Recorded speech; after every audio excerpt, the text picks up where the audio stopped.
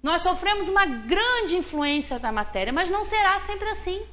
Conforme nós formos evoluindo moralmente, nós vamos até intelectualmente, a gente pode com o intelecto desenvolver, mas é preciso o intelecto e a vontade, e a moral. Porque você imagina se a gente começa a descobrir as potencialidades do nosso pensamento e usando do jeito que nós somos inferiores para o mal. Isso ainda vai acontecer, mas quando a gente aprender a canalizar essas energias, a canalizar essa força que nós temos, com certeza nós vamos melhorar, vamos usar isso em nosso benefício e em benefício também do próximo. Pelo pensamento, eles imprimem a tais fluidos esta ou aquela direção. Eles os aglomeram, os combinam ou dispersam. Formam com esses materiais conjuntos que têm uma aparência, uma forma, uma cor determinadas. Mudam suas propriedades como um químico altera as propriedades dos gases ou de outros corpos, combinando-os segundo determinadas leis. É a grande oficina ou laboratório da vida espiritual. Então, as alterações lá no livro dos médiuns, que a gente tem o capítulo que fala das aparições, que um espírito aparece para uma senhora que estava adoentada e ele aparece lá com uma tabaqueira, não é real aquela tabaqueira. O espírito, pela força e pelo pensamento dele, ele constrói aquela tabaqueira ali, fluidicamente. Ele manipula esse fluido cósmico universal e faz ali com que apareça a tabaqueira. A gente tem esse exemplo naquele filme Ghost, que é um filme muito antigo, mas é um filme bem real, assim, condizente com o que acontece. Quando o personagem principal desencarna e que ele fica perambulando, que ele vai até um metrô, quando ele chega lá já tinha um espírito que já estava há muito tempo lá desencarnado e ele conseguia mexer uma tampinha. E o espírito do protagonista pergunta, mas como que você consegue fazer isso? É através da força do pensamento. Aquele espírito já sabia, porque já estava há muito tempo desencarnado, que ele podia, através do pensamento, ele manipulava aquele objeto ali, pela força do pensamento. Então, imaginemos o que nós podemos fazer.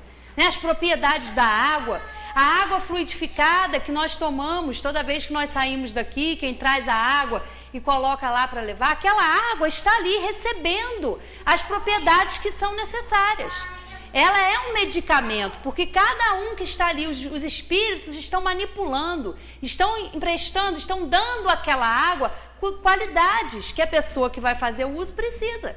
Físicas, para recompor, para reconstituição física dos seus fluidos. Então, pode um espírito manipular a água. É assim que os espíritos trabalham. Tem lá no livro dos médiuns, outro capítulo também muito bom de se estudar, o laboratório do mundo invisível. Como é que eles trabalham essas manipulações de fluidos, como se modifica o perispírito. Algumas vezes, essas transformações são resultados de uma intenção. Frequentemente, são produto de um pensamento inconsciente. Basta o espírito pensar numa coisa para que tal coisa se produza.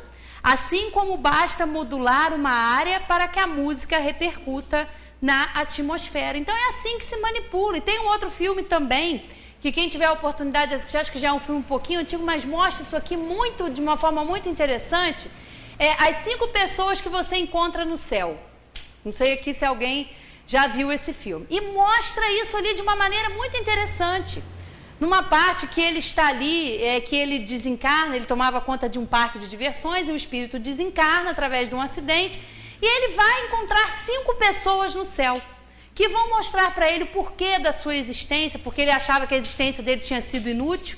Então é mostrado a ele a importância daquela sua vida ali na Terra, quando ele esteve aqui, e vai aparecendo isso aqui. As imagens vão sendo modificadas através do pensamento do espírito. Quando ele encontra um comandante de guerra, onde ele sofreu um ferimento no joelho, e que ele está vendo todo aquele cenário de guerra, de destruição, e o comandante dele fala para ele, isso é o que você vê, eu não vejo isso. E aparece aquela cena de uma paisagem lindíssima, de uma bela praia. Tudo é o pensamento.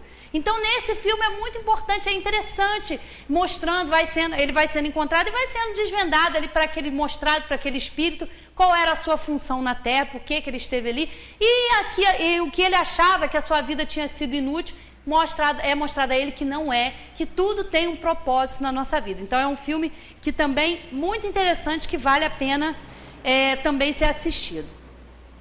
Sendo os fluidos o veículo do pensamento, este atua sobre os mesmos como o som atua sobre o ar. Eles nos trazem o pensamento como o ar nos traz o som. Pode-se, pois, dizer com toda a verdade que em tais fluidos há ondas e raios de pensamentos, os quais se cruzam sem se confundir, como no ar há ondas e raios sonoros. Isso é fácil da gente entender. A rádio não funciona assim, através da sintonia? Nós temos aí, estamos aqui sendo cruzados, atravessados por ondas sonoras, por ondas de rádio, por ondas de televisão. E se nós queremos sintonizar numa rádio que toca música clássica, nós vamos lá, paramos naquela determinada frequência e vamos ouvir aquele tipo de música. Se nós não estamos querendo mais ouvir aquela música, a gente quer ouvir notícia, a gente vai sintonizar numa outra rádio. Então, nós estamos sendo aí atravessados por esses raios. Mas é preciso a mesma frequência, a mesma sintonia para que nós possamos ouvir. É a mesma coisa com os nossos pensamentos. Nós estamos envolvidos nesse fluido cósmico universal, sendo atravessados e bombardeados o tempo todo com pensamentos. Pensamentos dos mais variados, pensamentos de amor, de equilíbrio, pensamentos de ódio, pensamentos de raiva. E nós vamos captar isso dependendo da nossa sintonia. Se nós estivermos vibrando no bem, nós vamos captar essas ondas do bem, esses sentimentos de harmonia. Agora, se nós estamos ainda nos comprazendo na nossa inferioridade, alimentando as nossas paixões, nós vamos receber a sintonia, essas sintonias ruins, essas ondas ruins que estão ao nosso redor. Então, a gente vê a importância do nosso pensamento, da gente observar como a gente está agindo com a gente mesmo, de observar como a gente age com o próximo. Todo pensamento nosso tem consequências, é a lei de ação e reação, como nós vamos ver aqui, ó. A mais, o pensamento cria imagens fluídicas e se reflete no envoltório perispiritual como num espelho. O pensamento toma corpo e aí se fotografa de alguma forma. Por isso que os nossos irmãos desencarnados sabem exatamente o que está dentro da nossa cabecinha, o que vai dentro dos nossos pensamentos. Porque como a gente viu aqui, cria uma imagem. Eu já falei aqui que parece que ela é a mesma, vamos imaginar, como se nós estivéssemos pensando e a gente estivesse lendo um gibizinho, que em cima das nossas cabeças estão aqueles balõezinhos. Então, a gente pode dissimular para o outro, mas para os nossos irmãos desencarnados, não. Eles estão lendo, o nosso pensamento, ele é plasmado. É como se a gente tirasse uma fotografia e tudo aquilo que a gente pensa fica ali, fica aquela imagem ali. Tenha um homem, por exemplo, a ideia de matar outro. Embora seu corpo material esteja impassível, seu corpo fluídico é posto em ação pelo pensamento, do qual reproduz todas as variações. Executa fluidicamente o gesto, o ato que tem o desígnio de cumprir. O pensamento cria a imagem da vítima, a cena inteira se pinta como em um quadro, tal como está em seu espírito. Olha a responsabilidade. A gente começa a estudar isso aqui, a gente se arrepia, porque a gente fica, meu Deus do céu, a pessoa do meu lado pode não estar sabendo, mas os espíritos estão lendo. Olha como a intenção é importante. Como é importante a gente ter cuidado com o que a gente pensa, né? É assim que os movimentos mais secretos da alma repercutem no envoltório fluídico, que uma alma pode ler em outra alma como num livro e ver o que não é perceptível pelos olhos do corpo. É assim que se dá a comunicação entre os espíritos, porque os espíritos desencarnados não têm mais o nosso mecanismo, não têm mais o cérebro onde eles possam atuar. E é através do pensamento que eles se comunicam, eles não precisam desse órgão todo, não precisam dessa constituição aqui para ter voz. Se comunicam pelo pensamento. E nós vamos, né, no plano espiritual, ter isso aí. Quando o espírito precisa falar, quando ele tem a necessidade, ele se utiliza de um médium, que é um espírito encarnado, que tem também o seu perispírito, e ele vai se aproximar do espírito encarnado, tendo também o seu perispírito, e aí vai ser possível a comunicação. Isso através da psicografia ou através da psicofonia. Há um acasalamento, há uma aproximação fluídica dos perispíritos.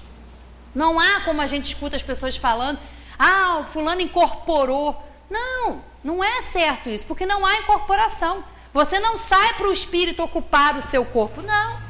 É uma sintonia de pensamentos, e aí há uma aproximação.